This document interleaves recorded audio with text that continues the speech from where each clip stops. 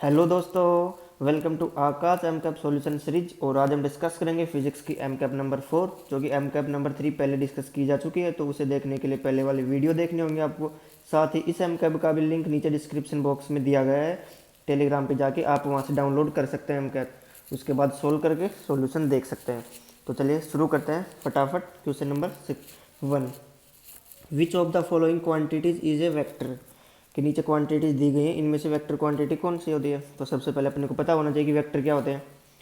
कि वेक्टर का आते ही सबसे पहले तो नाम आता है, दिमाग में घूम जाता है कि डायरेक्शन से रिलेटेड होगा कुछ, ये हो जाना चाहिए कि वेक्टर आ गया तो मतलब उसमें डायरेक्शन होगी।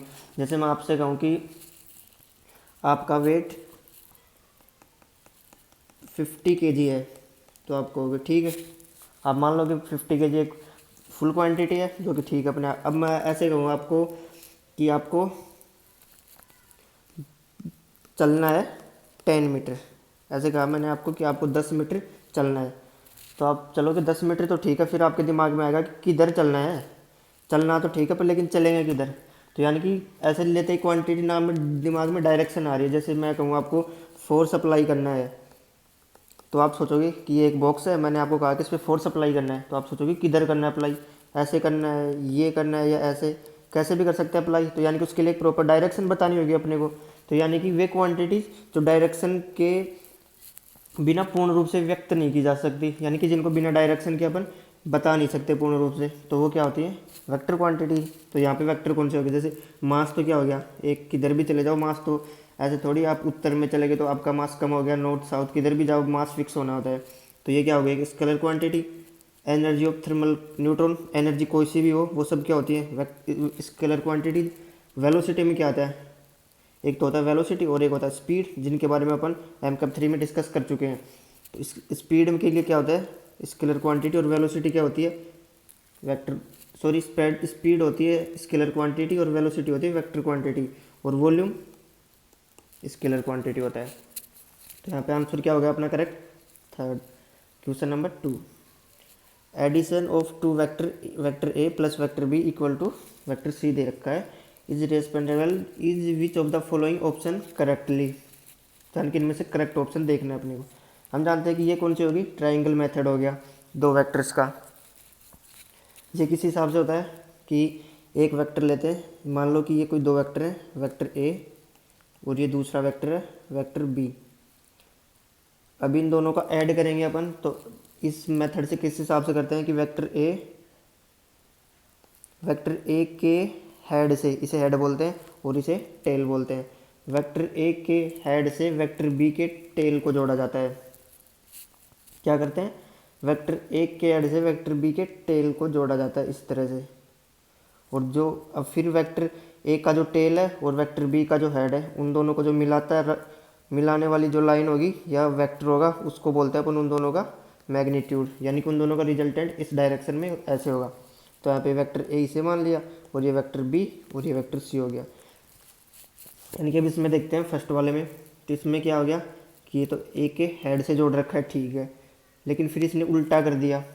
यहाँ पे vector A plus vector B दे रखा है, यानी कि ए के टेल से बी के हेड को जोड़ना था, यानी कि इसे इस तरह से करना था, लेकिन इसने उल्टा कर दिया, तो ये गलत हो गया।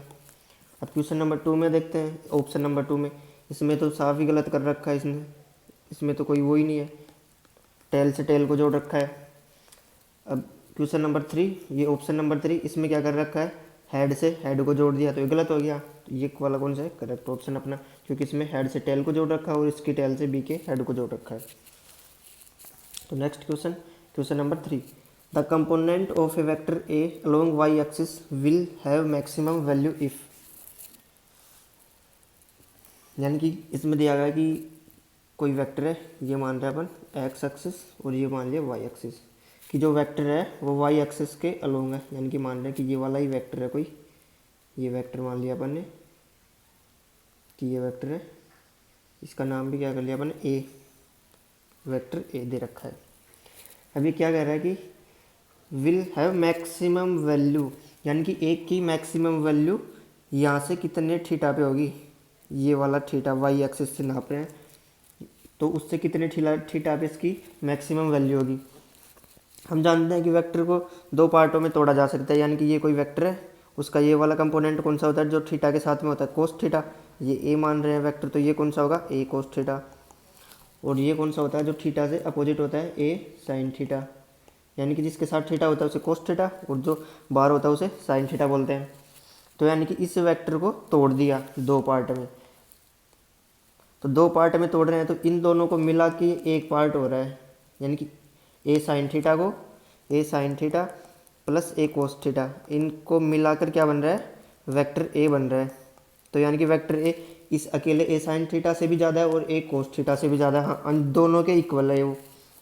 तो यहाँ पे क्या करेंगे, यहाँ पे इसने कह रखा है कि A makes an angle of with Y axis 30 degree, यानी कि कह रहा है कि ए वाई एक्सिस से 30 डिग्री का एंगल बना लेगा। तो इधर कौन सा हो जाएगा, थीटा के साथ कोस थीटा वाला कंपोनेंट, और इधर साइन थीटा वाला कंपोनेंट आ जाएगा 30 डिग्री के लिए। तो ये क्या हो गया, कंपोनेंट टूट रहे हैं, यानी कि इसको ये दो भागों में क्या हो गया, टू पार्ट में डिवाइड हो रहा है, पार्ट में डिवाइड हो रहा है, यानी कि सिंगल पार्ट से तो कम ही होगा वो वैल्यू। तो यानी कि जब y दो पार्ट में जब टूटे ही नहीं तो कैसा होगा, y की वैल्यू मैक्सिमम तभी होगी जब y सिंगल रहे, यानी कि y के कंपोनेंट में ना टूट सके y। अब कंपोनेंट में कब नहीं टूटेगी, जब वो एंगल कितना हो, 0 डिग्री, यानी कि उसी डायरेक्शन में हो। तो इसमें कौन सा ऑप्शन करेक्ट हो गया, थर्ड वाला, यानी कि उसे कंपोनेंट में नहीं तोड़ना तभी तो मैक्सिमम रहेगा। Which of the following option is correct if N की कैप दे रखा है, ये बता दो। एन कैप होती है, ये जो एन कैप है ये होती है डायरेक्शन के लिए, ये किसी भी वेक्टर के साथ लगाने पर, जैसे अपन ऐसे कहें कि राम 10 मीटर पर सेकंड से नॉर्थ साइड में जा रहा है, नॉर्थ में जा रहा है, तो अपन ऐसे कह सकते हैं कि 10 मीटर और उसके साथ एन कैप लगा दी ना यहाँ पे, तो भी ये नॉर्थ लगाने की ज़रूरत नहीं होती, क्योंकि ये एन कैप इसकी डायरेक्शन को शो करेगा जहाँ पे एन कैप को लिख दिया जाएगा एन के लिए।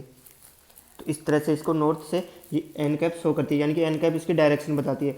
और एन कैप की वैल्यू कैसे होती है, एन कैप की ये होता है कोई भी वेक्टर जिसका पहले तो उसकी डायरेक्शन और फिर उसका मैग्नीट्यूड, ये उसकी वैल्यू होती है एन कैप की, ये इसके लिए फॉर्मूला होता है, याद रखना होता है ये। क्वेश्चन नंबर 5 में चलते हैं। If a vector of magnitude 10 unit along X axis multiplied by a constant number 4 then new vector will be, यानी कि कह रहा है कि एक वेक्टर है कोई भी एक्स एक्सिस के अलोंग है जिसकी वैल्यू कितनी, मैग्नीट्यूड दे रखा है उसका 10।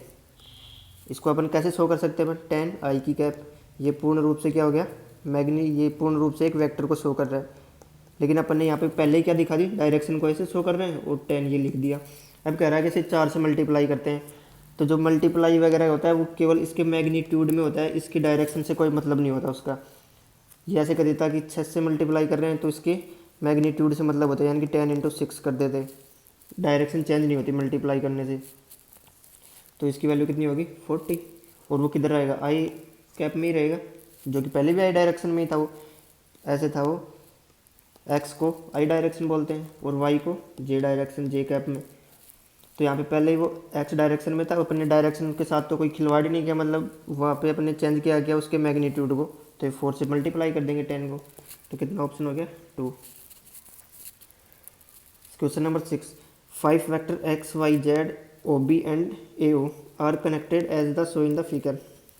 If O B equal to A O, यानी कि ओ बी ये वाला वेक्टर इसके इक्वल है, then which of the following option is correct.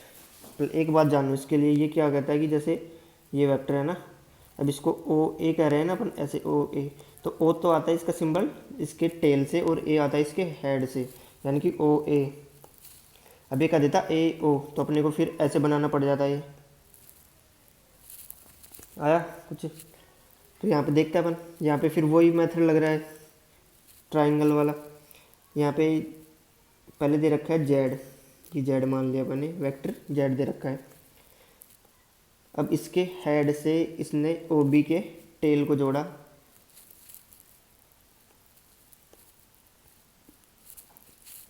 ये ओ बी के टेल को जोड़ा, तो यानी कि ये क्या हो गया, अब ये वाली अपन लाइन खींच दें यहाँ से, तो ये क्या बता रही है, इन दोनों का रिजल्टेंट शो करेगी ये वाली लाइन, यानी कि ये क्या दे रखा है एक्स, तो एक्स क्या बता रही है कि vector Z plus vector O B, यानी कि इन दोनों का रिजल्टेंट क्या है, x। अब इसी तरह अपन यहाँ से देखें, यहाँ से क्या है, इस तरह से ये z दे रखा है और ये दे रखा है ओ ए, यानी कि ये क्या हो गया, ए ओ। और फिर ऐसे दे रखा है वाई, ये वाला वाई कैप दे रखा है। तो अब इसको क्या लिख सकते हैं अपन, देखो इसके हेड से ए ओ की टेल जुड़ी हुई है, तो यानी कि ये वेक्टर जेड है। यहाँ पे ये क्या बता रहा है, vector Z vector Y plus A O का रिजल्टेंट शो कर रहा है यहाँ पे, वही तो कर रहा है यहाँ पे कि इसके हेड से इसकी टेल को जोड़ रखा है। अब क्या करेंगे, यहाँ पे दे रखा है क्वेश्चन में कि ओ बी इक्वल टू ए ओ, तो यहाँ से इक्वेशन फर्स्ट से ओ बी की वैल्यू क्या लिख सकते हैं अपन, vector X minus Z equal to O B. ये वाली वैल्यू ए ओ की जगह पुट कर देंगे अपन, तो क्या हो जाएगा, vector Z equal to vector Y plus vector X minus vector Z. तो ये क्या होगा, जेड इधर आ जाएगा, यानी कि 2z equal to Y plus X. ये वाला है कोई ऐसा ऑप्शन, फर्स्ट ही दे रखा है, ये वाला करेक्ट हो गया। चलते हैं नेक्स्ट क्वेश्चन में, क्वेश्चन नंबर 7।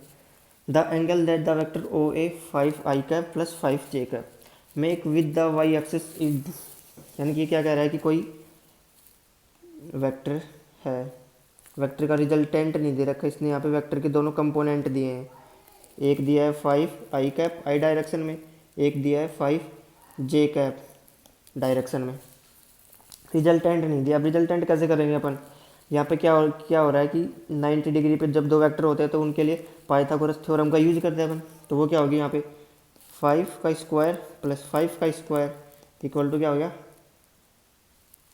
5√2। ये आ गया इनका रिजल्टेंट दोनों का,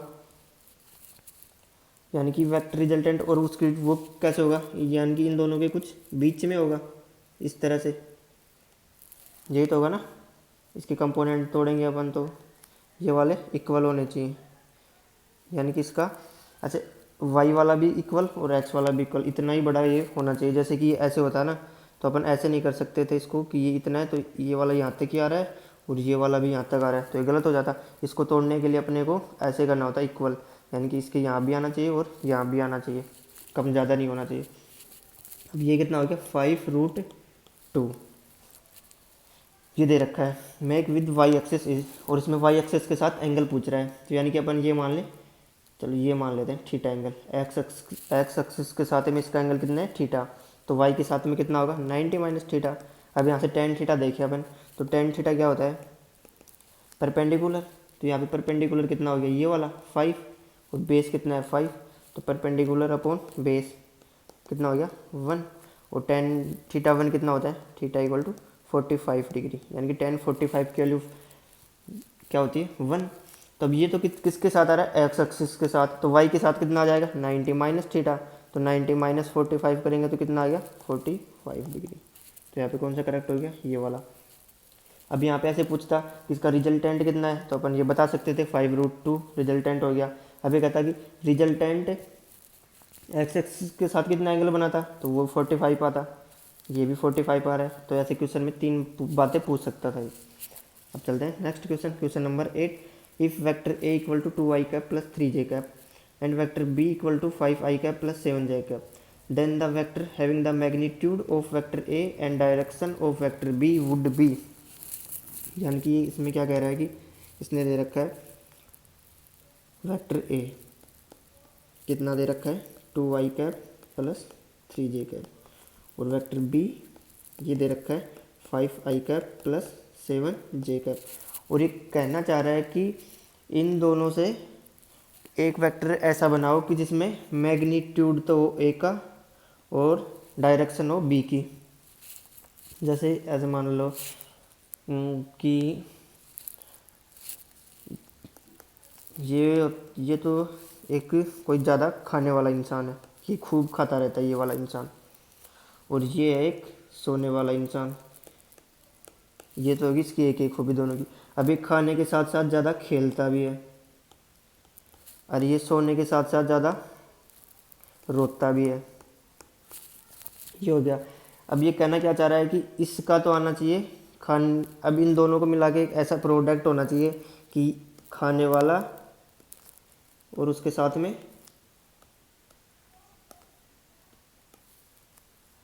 यानी कि प्रोडक्ट क्या होना चाहिए, एक तो खाने वाला और उसके साथ में सोने वाला, यानी कि एक गुण तो इसका आना चाहिए और एक ही गुण इसका आना चाहिए।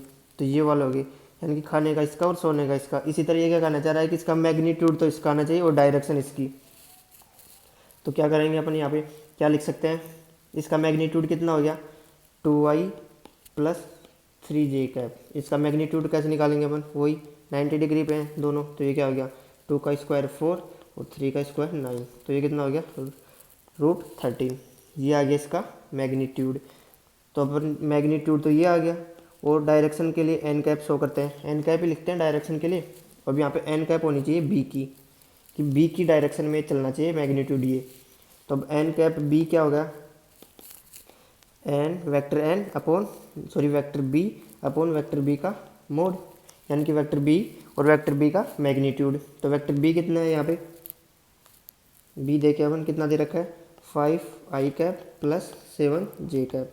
अब इनका रिजल्टेंट यानी कि मैग्नीट्यूड कितना होगा इसका, एक तो 5 का स्क्वायर प्लस 7 का स्क्वायर, ये कितना होता है 25 और ये होता है 49। तो 25 प्लस 49 कितना हो गया 74। तो यहाँ पे एन कैप वेक्टर बी के लिए कितना आ रहा है 5i cap plus 7j cap upon में √74।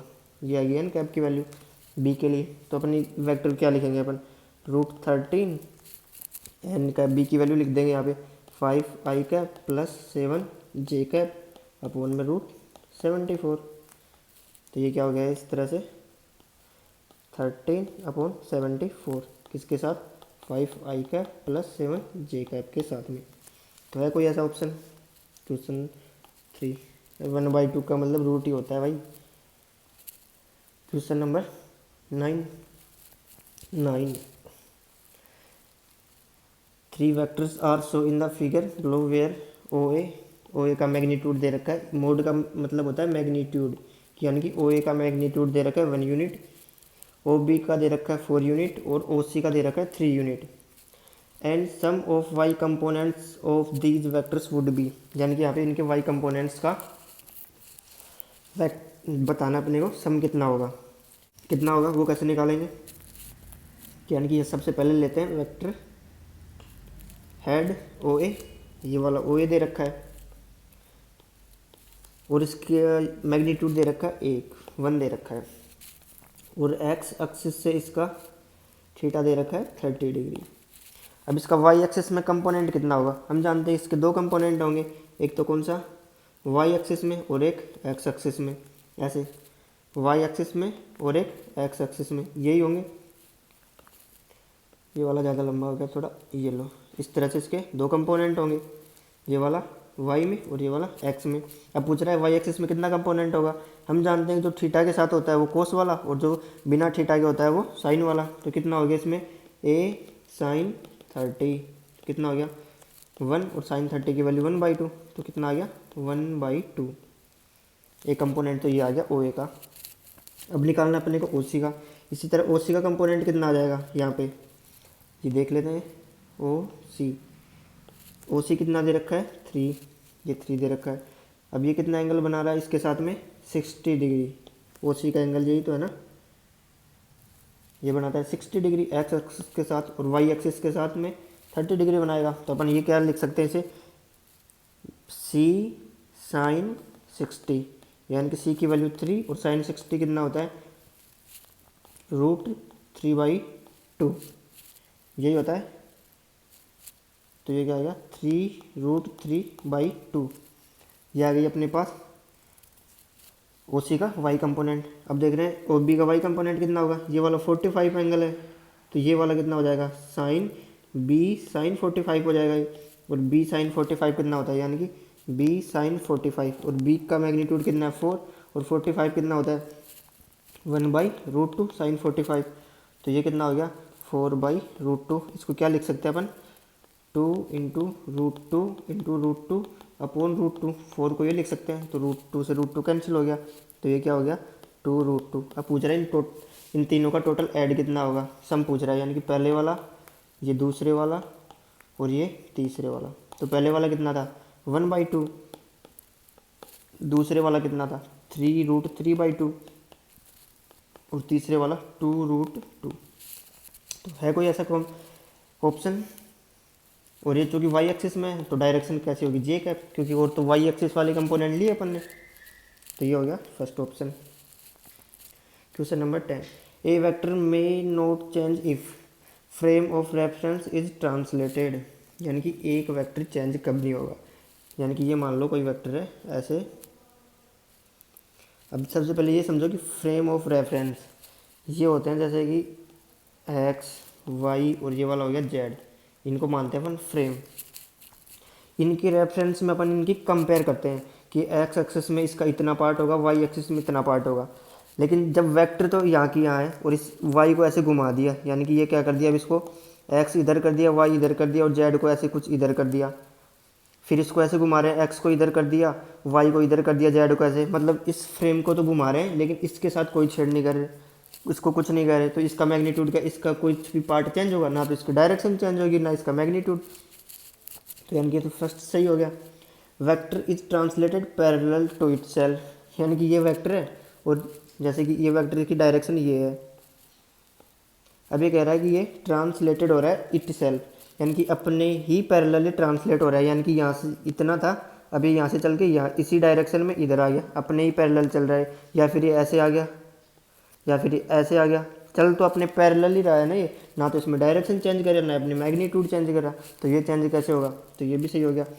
वेक्टर इज रोटेट, जैसे कि अब वेक्टर है, हाँ अब वेक्टर रोटेट कर रहा है, ये पहले यानी कि ये पहले क्या था एक्स में वाई में, अब ऐसे रोटेट करके यहाँ पे आ गया, तो यानी कि अब इसकी डायरेक्शन किधर आ गई, ओनली एक्स में आ गई। अभी ऐसे एक्स में आ गई, अभी ऐसे चल के रोटेट करके यहाँ पे आ गया, तो इसकी डायरेक्शन अब किधर आ गई, वाई में आ गई, यानी कि डायरेक्शन चेंज होगी। इसकी मैग्नीट्यूड भी चेंज हो सकता था इसका, कि इधर इलोंगेशन कर जाता, लेकिन ऐसा इसने कहा नहीं, डायरेक्शन तो चेंज ही हो रही है ना, तो डायरेक्शन चेंज हो रही है तो वेक्टर भी चेंज होगा, तो ये वाला गलत हो गया, तो फोर्थ ऑप्शन करेक्ट हो गया। The unit vector of a vector ये दे रखा है इज 4k। अब इसमें क्या पूछा है, यूनिट वेक्टर पूछा इसका, तो एन कैप को क्या बोलते हैं अपन, यूनिट वेक्टर। एन कैप क्या हो गया यहाँ पे, ए के लिए एक का डायरेक्शन के लिए ए का यहाँ पे vector A upon vector A का मोड। अब वेक्टर ए का मोड डायरेक्शन तो ये आ गई इसकी 2i cap plus 3j cap plus 4k cap, sorry ये आ गया वेक्टर ए। अब इसका मोड कितना होगा, 2 का स्क्वायर 4, 3 का स्क्वायर 9, 4 का स्क्वायर 16, कितना आ गया ये वाला 29। तो इसमें कौन सा ऑप्शन करेक्ट हो गया अपना 3 वाला। अब देखते हैं क्वेश्चन नंबर 12 है, दे रखा है vector a is equal to a i cap plus 0.5 j cap plus 0.5 k cap is unit vector, then value of a would be. अब सबसे पहले तो ये बता रहा है यूनिट वेक्टर, यानी कि वेक्टर ए का मैग्नीट्यूड कितना हो गया 1, ये तो होता है यूनिट का मतलब 1। तो अब यहाँ से क्या लिख सकते हैं इसे, मैग्नीट्यूड इनका रिजल्टेंट क्या आ गया, ए का स्क्वायर प्लस 0.5 का स्क्वायर प्लस 0.5 का स्क्वायर, यही तो हुआ यहाँ से इनका रिजल्टेंट निकालेंगे अपन मैग्नीट्यूड। तो अब दोनों तरफ स्क्वायर करेंगे तो 1 का स्क्वायर क्या होगा 1, और इधर से रूट का स्क्वायर करेंगे तो रूट हट जाएगा, तो ये कितना आ गया ए स्क्वायर प्लस 0.5 का स्क्वायर प्लस 0.5 का स्क्वायर। अब ये कितना हो गया ए स्क्वायर इक्वल टू क्या आएगा 1 माइनस 0.5 का स्क्वायर प्लस 0.5 का स्क्वायर माइनस में, ये हो गया। अब यहाँ से 0.5 का स्क्वायर कितना हो गया 0.25 प्लस 0.25, और ये कितना होता है 0.5, यानी कि 1 माइनस कितना हो गया 0.5 इक्वल टू ए स्क्वायर। तो ए स्क्वायर इक्वल टू कितना हो गया 0.5, इसको क्या लिख सकते हैं 1/2, और तो ए इक्वल टू क्या आ गया रूट में ले लेंगे दोनों को, यानी कि 1/√2। ए की वैल्यू ये आ गई अपने पास, तो ऑप्शन फर्स्ट करेक्ट हो गया इसमें। Question number 13, if a vector O P 3i cap plus 3j cap O P की वेक्टर दे रखा है turned clockwise by an angle of 50 degree 15 degree, then the y component, ये देखो कि सबसे पहले से क्लॉक रोटेट किधर करवा रहा है turned clockwise, vector would be y component का वेक्टर कितना होगा, यानी कि सबसे पहले अपने को कोई ऐसे दे रखा है, अब इसका एक्स एक्सिस में दे रखा है 3i कैप और वाई एक्सिस में दे रखा है 3j कैप, दोनों दे रखे। अब इनका रिजल्टेंट कितना होगा अपन पाइथागोरस थ्योरम से निकाल लेंगे, कितना आ जाएगा 3√2, ये आ गया रिजल्टेंट। यही तो दे रखा है, इसने ओपी को घुमा रहा है, यानी कि इन दोनों के रिजल्टेंट को घुमा रहा है, वो रोटेट करवाएगा। अब क्लॉकवाइज होता है ऐसे और एंटी क्लॉकवाइज होता है ऐसे, तो ये कह रहा है कि क्लॉकवाइज रोटेट करवा रहा है, यानी कि अब ये एंगल कितना है अपन, ये एंगल पहले कितना था, ये एंगल कैसे निकालेंगे, टेन थीटा इक्वल टू क्या हो गया परपेंडिकुलर अपन बेस, तो परपेंडिकुलर कितना है यहाँ पे 3 और बेस भी कितना है 3 यानी कि 1, तो थीटा इक्वल टू क्या हो गया 45 डिग्री, ये हो गया 45 डिग्री। अब कह रहे हैं इसको 15 डिग्री इधर घुमा दिया इसको, यानी कि 15 डिग्री ऐसे करा दिया रोटेट, तब ये 15 डिग्री रोटेट करा इधर, तो ये एक्स एक्सिस के साथ कितना एंगल बनाएगा 30 डिग्री, क्योंकि 15 तो ये रोटेट हो गया। अब पूछ रहा है इसका वाई कंपोनेंट कितना होगा, अपन ने इसके मैग्नीट्यूड में चेंज किया कुछ भी नहीं किया, तो मैग्नीट्यूड तो वही है, केवल डायरेक्शन में चेंज किया अपन ने, इसको थोड़ा घुमा दिया। अब वाई कंपोनेंट कितना होगा, एक्स के साथ आ रहा है यानी कि थीटा ये वाला कोस थीटा वो वाला साइन थीटा, तो यानी कि 3√2 साइन और थीटा कितना 30 डिग्री, ये हो गया उसका वाई कंपोनेंट। तो 3√2 और साइन 30 की वैल्यू 1/2, तो है कोई ऐसा ऑप्शन, सेकंड ऑप्शन ही करेक्ट हो गया। अब चलते हैं क्वेश्चन नंबर 14 में। अब यहाँ बता रहा है विच of the following quantities scalar quantities कौन सी है, यानी जिसमें डायरेक्शन ना हो। सबसे पहले देखते हैं वॉल्यूम, तो वॉल्यूम का नाम लेने पर थोड़ी डायरेक्शन के हिसाब से वॉल्यूम चेंज हो रहा है, तो वॉल्यूम तो स्केलर क्वांटिटी हो गया, यानी कि इसमें डायरेक्शन नहीं है। अब देखते हैं टॉर्क मैं ऐसे कहूँ आपको किसी वस्तु को टॉर्क आता है घुमाने के लिए काम, रोटेट करवाने के लिए काम आता है। अब मैं ऐसे कहूँ कि ये कोई वस्तु है, ऑब्जेक्ट है, इसको आपको घुमाना है रोटेट करवाना है, तो आप सोचोगे किधर घुमाना है क्लॉकवाइज एंटी क्लॉकवाइज, तो आपको टॉर्क का नाम लेते दिमाग में आ रहा है डायरेक्शन, तो ये क्या हो गया वेक्टर क्वांटिटी। फोर्स भी, अब मैं से कहूँ फोर्स लगाना आपको इस बॉक्स पे, तो आप सोचोगे किधर लगाना है, तो ये भी हो गया वेक्टर क्वांटिटी, और जिधर फोर्स लगता है उधर ये एक्सेलरेशन होती है, तो ये भी क्या होगी वेक्टर क्वांटिटी, तो फर्स्ट ऑप्शन करेक्ट हो गया अपना। The length of vector A दे रखा है ये in Y Z plane is, अब वाई जेड प्लेन में इसका मैग्नीट्यूड पूछ रहा है कितना होगा। अब वाई जेड में जैसे कि ये मान ले एक्स, ये वाई और ये जेड, ऐसे ये ऊपर की ओर होता है, ऐसे डॉट दिखाते हैं ऊपर की ओर, लेकिन अपन दिखाने के लिए यहाँ पे 3D दिखा नहीं सकते, तो ये इसको जेड मान रहे हैं इधर। ये भी परपेंडिकुलर होता है, ये भी तीनों एक दूसरे के परपेंडिकुलर होते हैं। अब ये कह रहा है कि वाई जेड प्लेन में के में दे रखा है 9 और वाई में दे रखा है 4, अभी एक दूसरे की क्या है परपेंडिकुलर, तो इन दोनों का रिजल्टेंट कितना होगा पाइथागोरस थ्योरम से 25 + 36 कितना आ रहा है, वाई में कितना है 4 का हो गया, वाई में आ रहा है 4 यानी कि 4 का स्क्वायर, और जेड में आ रहा है कितना 9 का स्क्वायर 9, तो ये कितना आ गया 16 + 81, तो ये कितना होता है 97 हो गया रूट में, तो कौन सा ऑप्शन होगा करेक्ट 3 वाला। अब इस क्वेश्चन में ऐसे पूछता है कि इसका एक्स वाई में कितना हो गया, तो 3 का स्क्वायर + 4 का स्क्वायर, ये ऐसे कर देता एक्स जेड प्लेन में कितना हो गया, तो 3 का स्क्वायर + 9 का स्क्वायर कर देते रूट में। अब कह रहा है two force vector F1 and F2 each of magnitude 10 newton at a point at an angle 60 degree, the magnitude of resultant force, तो रिजल्टेंट फोर्स के लिए फॉर्मूला होता है, कैसे निकालते हैं अपन, वो दो वेक्टर का रिजल्टेंट कैसे निकालते हैं, a² + b² + 2ab cos theta. तो यहाँ पे a की वैल्यू कितनी दे रखी है यहाँ पे 10, और b की वैल्यू भी कितनी दे रखी है 10 + 2, a की वैल्यू भी 10, b की वैल्यू भी 10, और cos थीटा कितना है यहाँ पे 60, cos 60 की वैल्यू कितनी होती है, तो sin 30 की होती है, यानी कि 1/2, तो यानी कि ये कितना आ गया 100, ये भी कितना आ गया 100 प्लस ये भी कितना आ गया 100, वो भी किस में रूट में, तो मैग्नीट्यूड रिजल्टेंट कितना आ गया 10√3, इसको क्या लिख सकते हैं √300, तो यहाँ से 10 बाहर आ गया और √3 बच गया अपने पास, तो ये ऑप्शन करेक्ट हो गया।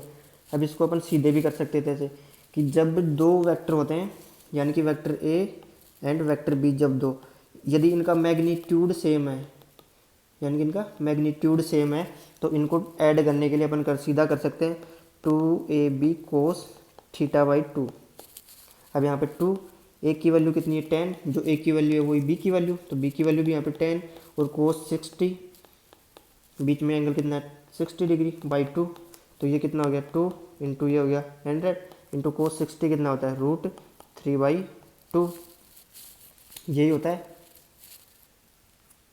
कैंसिल हो गया, फिर क्या बचेगा अपने पास 2ab नहीं, सिर्फ यहाँ पे होता है 2a कोस थीटा या 2b कोस थीटा, कुछ भी लिख सकते हैं यहाँ पे, सॉरी मैंने b लिख दिया, तो ये क्या हो गया 10√3 ऐसे। तो ये वाला ज़्यादा सिंपल है 2a कोस थीटा बाई 2, जब जिन पर ये याद रखना कि जिन पे मैग्नीट्यूड सेम होता है तब लगाते हैं। Question number next 17, the resultant vector is, ये दे रखा है वो भी, यानी कि इन दोनों का रिजल्टेंट निकालना है। रिजल्टेंट मतलब अपने क्या करना है, इनका रिजल्टेंट मान रहे हैं अपन ओ ए ही आ रहा है, ओ ए प्लस ओ बी का रिजल्टेंट, अब इनको जोड़ना है, यानी कि 2i cap plus 3j cap plus 6k cap. अब इसमें ऐड करना है अपने को 2i cap minus 5j cap plus 3k cap. अब ये ऐड करना है अपने को, इसमें ऐड कैसे करेंगे, यानी कि 2 में 2 4i कैप हो गया, ये हो गया 3j cap plus 3j cap minus 5j cap, तो माइनस 2j कैप बचेगा, और ये 6k cap plus 3k cap हो गया 9k कैप। तो है कोई ऐसा option 4। Question number 18, if vector A plus vector B equal to C और वेक्टर ए का मैग्नीट्यूड का स्क्वायर प्लस वेक्टर बी का मैग्नीट्यूड का square equal to vector C के मैग्नीट्यूड का स्क्वायर। अब इनके बीच में एंगल पूछ रहा है ए और बी के बीच में। अपन जानते हैं कि सी इक्वल टू क्या होगा vector A plus vector B. अब ये क्या करेंगे अपन, ए square plus B square plus 2ab cos theta, ये करते हैं अपन। अब A square plus B square को वो लिख रहा है सी का स्क्वायर, यही लिख रहा है यहाँ पे। अब ये आ गया सी, अब दोनों ओर से स्क्वायर करते हैं अपन, तो ये क्या हो गया C square equal to A square plus B square को क्या लिख सकते हैं अपन, इधर से रूट हट जाएगा स्क्वायर करने पे, सी स्क्वायर लिख सकते हैं प्लस 2ab कोस थीटा, ये हो गया। अब सी स्क्वायर से सी स्क्वायर कैंसिल, यानी कि 2ab cos theta equal to क्या आ रहा है 0, तो कोस थीटा इक्वल टू क्या आ गया 0। अब कोस कौन से का मान 0 होता है, यानी कि थीटा 90 होने पर कोस 0 होता है, तो इनके बीच में एंगल कितना हो गया 90 degree. Question number 19, the magnitude of resultant vector of 2 vector given by A और बी। यहाँ पे भी वही करना है अपने को, ऐड करना है, यानी कि 10i cap plus 15j cap. इसमें ऐड क्या करना है अपने को 5i कैप, और इसके साथ 0 मान ले, j कैप है ही नहीं, तो ये कितना हो गया 15i cap plus 15j cap. अब इनका रिजल्टेंट कितना हो गया पाइथागोरस इक्वेशन, क्योंकि दोनों एक दूसरे के हैं परपेंडिकुलर, ये i वाला इधर रहेगा और j वाला इधर रहेगा, तो ये क्या हो गया 15 का स्क्वायर प्लस 15 का स्क्वायर, तो ये क्या होता है 15√2। क्वेश्चन नंबर ऑप्शन 2 करेक्ट हो गया। The velocity vector at a point A varies with time as, ये दे रखी है velocity, where a and b are positive constant, यहाँ पे ए और बी कॉन्स्टेंट है। The equation of trajectory of the point would be. अब यहाँ पे पूछ रहा है इक्वेशन, ये अच्छा क्वेश्चन है, देखते हैं इसको आराम से। क्वेश्चन नंबर 20, उसका सॉल्यूशन देखेंगे अभी।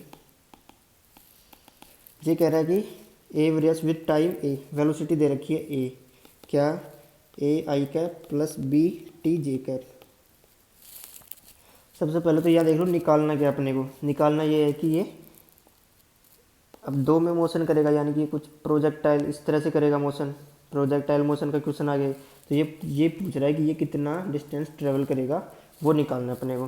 तो इक्वेशन वो कैसे निकलेगी अपनी, अपन जानते हैं कि डिस्प्लेसमेंट के लिए क्या होता है एस इक्वल, पहले मान रहे कि ये एक्स में भी चलेगा, कुछ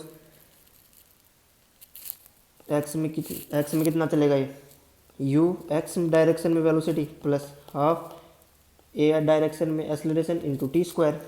अब देखते हैं, यानी कि ये क्या होता है यू क्या होता है टी बराबर 0 पे वेलोसिटी होता है यू, यानी कि जब टाइम क्या होता है 0 तब वेलोसिटी होती है यू। तो अब यहाँ पे t0 करेंगे अपन, तो वेलोसिटी क्या होगी ए, ये t0 करने पे b 0 हो गया, यानी कि इनिशियल वेलोसिटी इसके पास किस डायरेक्शन में आई डायरेक्शन में इनिशियल वेलोसिटी इसके पास, तो यानी कि ये क्या होगा आई कैप ए, इनिशियल वेलोसिटी क्या आ गई ए, यू एक्स की वैल्यू आ गई टी, तो यानी कि x इक्वल टू 80, ये बन गया अपने पास इक्वेशन फर्स्ट। अब देखनी है y में, वाई में भी क्या होगा, u y t plus half a y t square. अब यहाँ पे एक्सेलरेशन एक्स डायरेक्शन में क्यों नहीं आई, अब एक्सेलरेशन के लिए क्या करते हैं, जब वेलोसिटी दी हुई होती है तो ए i cap plus b t j cap, तो इसका क्या करते हैं, डिफ्रेंशिएट करते हैं इसे टी के रिलेटिव में, तो ये क्या होगा, एक का क्या हो गया जीरो और इधर बी टी का क्या हो गया बी, यानी कि आई डायरेक्शन में कोई एक्सेलरेशन नहीं है, जबकि बी वाई डायरेक्शन में कितनी एक्सेलरेशन है बी, और आई डायरेक्शन में इनिशियल वेलोसिटी कितनी है ए, और आई डायरेक्शन में एक्सेलरेशन कितना है जीरो, और वाई डायरेक्शन में इनिशियल वेलोसिटी कितनी है जीरो, जीरो ही है ना, उसको जीरो करेंगे अपन, टी इक्वल टू जीरो करने पर बी में तो जीरो ही हो जाएगी, और वाई डायरेक्शन में एक्सेलरेशन कितना है बी। बस ये क्वेश्चन हो गया अपने पास। अब करना क्या इसमें, एक्स इक्वल टू पहले ही बना ली इक्वेशन अपन ने क्या 80, अब बनाना है वाई इक्वल टू क्या होगा u y t plus half a y t square, ये होगा, तो यू वाई टी यू कितना है जीरो, तो ये तो जीरो हो गया, प्लस हाफ ए वाई की वैल्यू कितनी है b, half b t square हो गया। अब चूँकि ऑप्शन में टी के टर्म में आंसर नहीं दे रखा अपने को, तो अपने को टी एक्स में चेंज कर सकते हैं अपन, यहाँ से क्या लिख सकते हैं इक्वेशन फर्स्ट से t equal to x by a, ये लिख सकते हैं अपन, तो टी स्क्वायर इक्वल टू क्या हो गया x square upon a square, तो वाई इक्वल टू क्या आ गया 1/2 b x square upon a square, 1/2 b x square upon a square, first option correct हो गया। अब चलते हैं क्वेश्चन नंबर 21 में, द वेलोसिटी विद टाइम, यही दे रखा है, पहले वाला 20 वाला क्वेश्चन है उसके लगभग सेम कुछ, where a and b are positive constant, वही बता रहा है ए और बी पॉजिटिव कांस्टेंट है, the magnitude of instantaneous velocity and acceleration would be, अब कह रहा है कि इंस्टेंट वेलोसिटी, इंस्टेंट वेलोसिटी क्या होती है किसी टाइम पे वेलोसिटी, अब किसी टाइम पे वेलोसिटी पूछ रहा है तो यानी कि a i cap plus b t j cap, इसका रिजल्टेंट कितना होगा पाइथागोरस इक्वेशन, वो थ्योरम लगा देंगे अपन ए square plus B square t square, ये तो आ गया इसका रिजल्टेंट, इंस्टेंट किसी पॉइंट पे वेलोसिटी आ गई है, एंड एक्सेलरेशन वुड भी, अभी एक्सेलरेशन तो निकाली थी अपन ने, केवल वाई डायरेक्शन में आई थी, वो भी कितनी बी, यहाँ पे सोल्व किया था पूरा कि वाई डायरेक्शन में एक्सेलरेशन कैसे आई थी ये वाला, तो इसमें ऑप्शन कौन सा करेक्ट हो गया 33 ऑप्शन करेक्ट हो गया। तो बाकी की क्वेश्चन नेक्स्ट वीडियो में।